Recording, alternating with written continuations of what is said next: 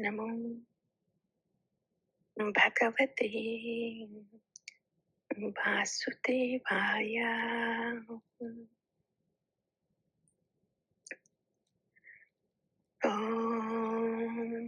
Namo Bhagavate Vasudevaya.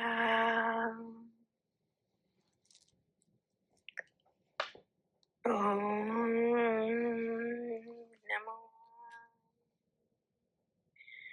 Bhagavate Vasudevaya.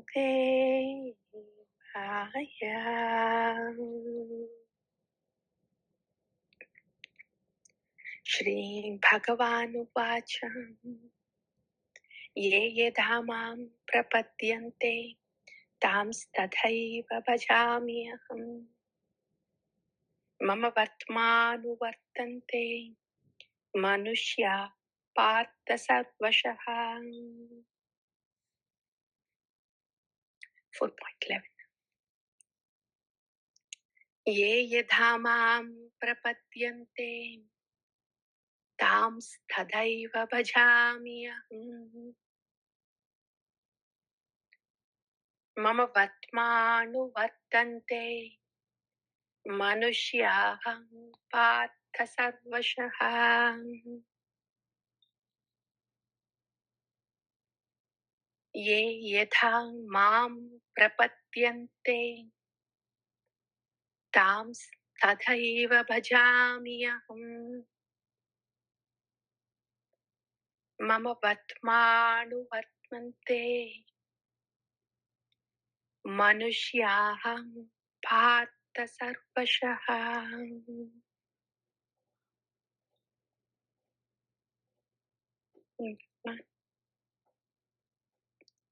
So, Śrī Bhagavān, after stating that when Bhagavan is known in Tattva, then one would enter into spiritual realm. Evam yo vetti tattvata yatvā deham punarjanmanti mānso iti Arjuna. This Tattva is also, everything is personification in Bhakti. Tattva is also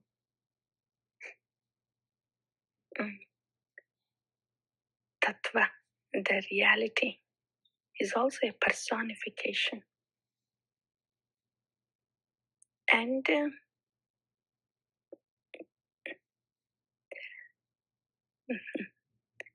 the Tattva descends into the heart. He kind of scans. He scans the Tattva Murti. He scans. If the Jīva scans the desire of the Jīva, the readiness of the Jīva, the faith in the Jīva. No, if the Jīva is simple or simple or not, he scans through. And then when he sees, okay, this Jīva is simple, it has not a lot going on within it. It really wants, it really wants me. So it can worship Bhagavan. So when that happens, then the Tattva Murti descends into the heart. So then one would see, one would become a Tattva Chakshu, Vijnana Chakshu, Tattva Chakshu. See everything as it is, everything, everyone as they are, like that. So when that Tattva Chakshu is there, then they can see everything for what it is material, what is spiritual, what is my position, where is my chance, what do I lean on to. like that. So in this way, when Bhagavan is known in Tattva, then they become Tattvavits, Tattva Chakshu. Then it's like we wear the glasses and we see everything in place clearly. Then we see Kṛṣṇa. Then we depend on Kṛṣṇa, take ashray of Kṛṣṇa. And in this way, one enters into spiritual realm only when Bhagavan is known in Tattva. Like that. So then now Bhagavan is saying, when that is happening, Vita Raga Bhaya Krodha. Then when there is this Tattva Chakshu, because everything is seen as such, then the ashrita will happen. Then of course the Raga, Bhaya, Krodha, they will go away. And that's why one enters into the spiritual realm. So this is the full-fledged mercy of Bhagavan. When Bhagavan is known in Tattva, one becomes Tattva Chakshu, takes ashrita of Guru and Kṛṣṇa. Then the Raga, Bhaya, Krodha will go away. And one is reinstated in this eternal glory. The Jīva as the loving Bhritya of Bhagavan the Bhatta. So in this way, knowing Bhagavan in the Tattva can reinstate the Jīva in its eternal glory as Bhritya to Bhagavan. This is the full scope of what can happen to Jīva. Though it is embedded in the modes now, though it is in the modes, when Bhagavan comes down to for the dharma samsthapanarthaya, to do the sthapana of nitya dharma, to establish the dharma of the soul.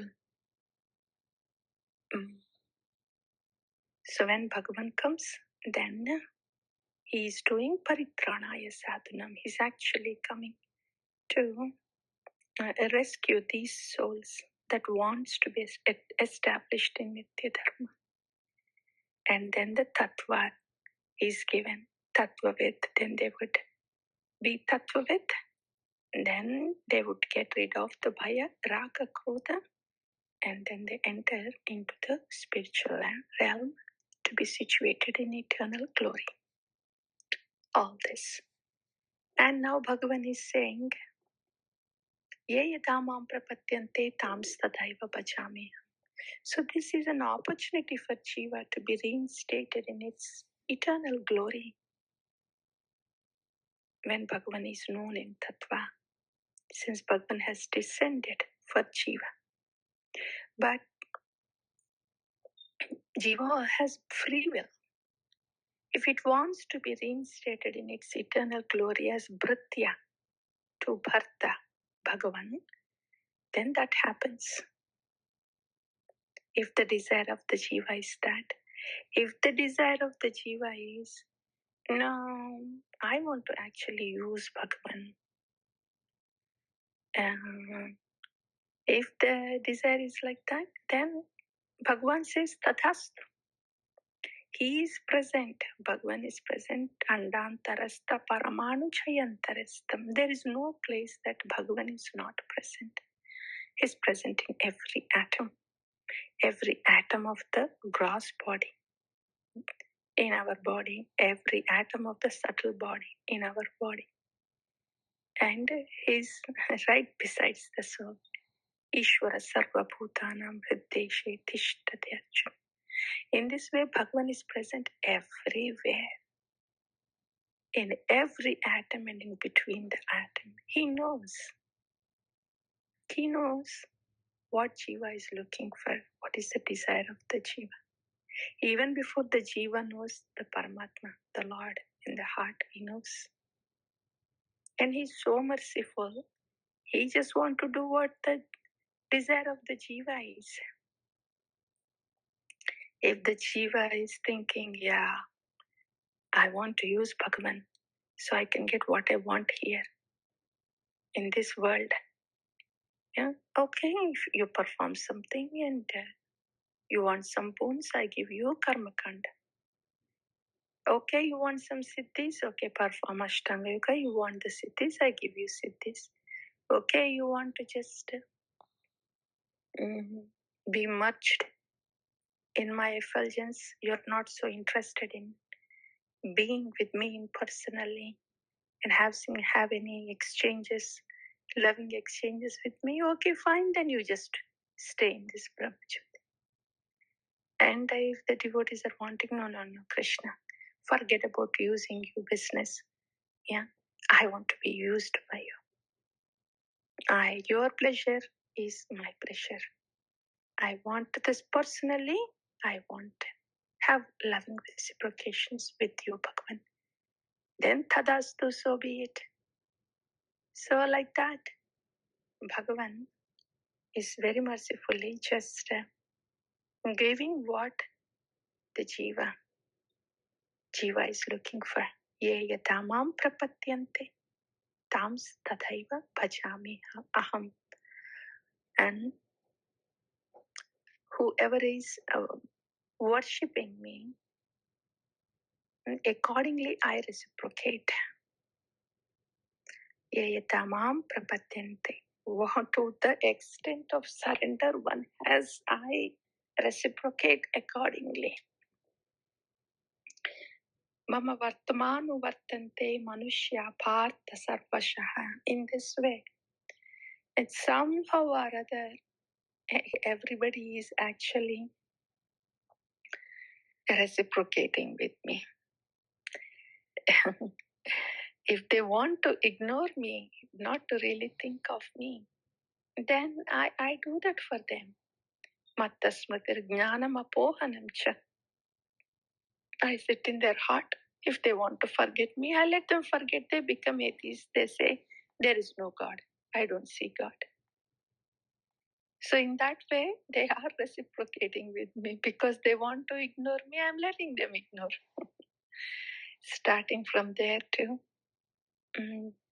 the Jīvas who say, no, Bhagavan, please give me full cognizance of you. Always, at all times. Want to be with you in loving sambandha. Then I give it. Like that, everybody, every living entity, I reciprocate with every living entity. Mama vartamanu avartante. Vartamanu vartante. Every Manushya is following a path to come to me. But really, are the atheists following the path to come to Bhagavan? Are the sense gratifiers following the path to come to Bhagavan? When somebody, the sense gratifiers, demons who are against the will of the Lord is saying, I perpetually cast them to the hell, depths of hell. Are they really following the path of Bhagavan? When the Bhagavan is actually perpetually casting them to the hell. But that's the desire of the Jīva. That's what Bhagavan is doing. So, according to the desire of the Jīva, I reciprocate. They walk towards me as per their desire. Either they walk towards me, wanting to be with me in different proportions, for different reasons, or they stay away from me if that's what their desire is. In any case, in all of these cases, I do that for Jīva. This is a karuna of Bhagavan. Karuna of Bhagavan. He is so neutral. Neutral granting the free will. But this ye yada mam prapadyante tams tadaiva bhajami aham. This Bhagavan could say this to all living entities, but he could not say this to the gopis. When he looked at gopis, he's saying, na paraye aham niravatya sannido. I cannot reciprocate with you. I said I will reciprocate with all the jivas to the extent as per their wishes. But your desire for me is so big. And you give me so much. You give your whole self to me. I cannot reciprocate with you. I just have to give myself to you. Even then that is not enough. Na paraye ham niravatya sannit. So there, Bhagavan could not say this to the gopis. He said, I cannot reciprocate. I am sold out to you. I cannot give so much as you are giving to me. That's Bhagavan with the pure devotees who are akinchana bhaktas. So they win over Bhagavan with their love. For the rest of the jivas, Bhagavan just Bhagavan gives what the jivas wants. But Bhagavan cannot give enough to the gopis. If this is one kind of mercy to Bhagavan, for mercy of Bhagavan to the gopis, Uddhava says, there is one mercy, Bhagavan, which cannot be glorified enough. One mercy of yours. That is, all these jivas, you reciprocate with them according to their desire. Proportionate to their prapatti, then you will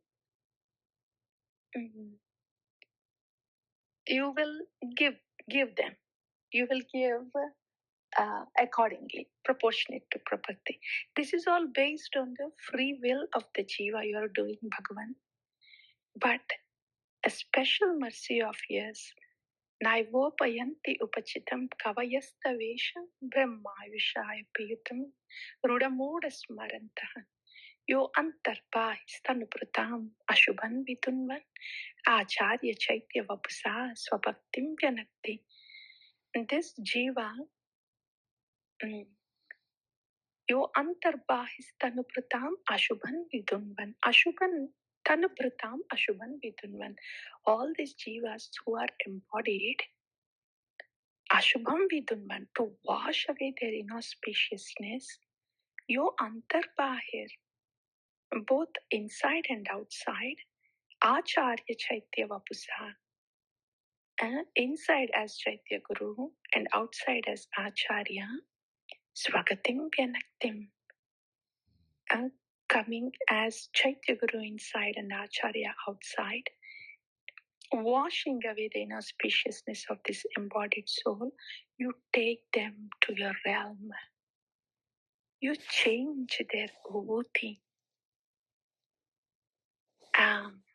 This particular mercy, Bhagavan, is incomprehensible.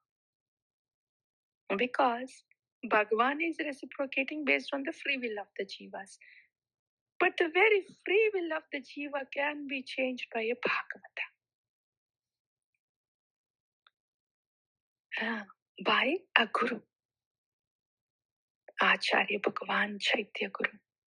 That is something that the glory that cannot be praised enough, says Uddhava. Even the very free will is changed. That is the potency of the Guru, Chaitya Guru coming as Acharya Bhagavan. So, that is the glory, especially for the conditioned souls. That is a glory that cannot be glorified enough. This is the extent of glories of Bhagavan. Starting from I reciprocate accordingly to the extent that you want me. That's the general glory of Bhagavan. But he's unable to say that to the gopis. That's the glory of the gopis, the lovers of the Lord. And the glory of Bhagavan is in fully appreciated by a Baddha Jīva when he is coming as Chaitya group and as Acharya Bhagavan, because in that form, the Lord is actually able to change the free will of the Jīva. It means the destiny is changed. That's the full glory of Bhagavan as perceived by a Baddha Jīva, where its free will is changed.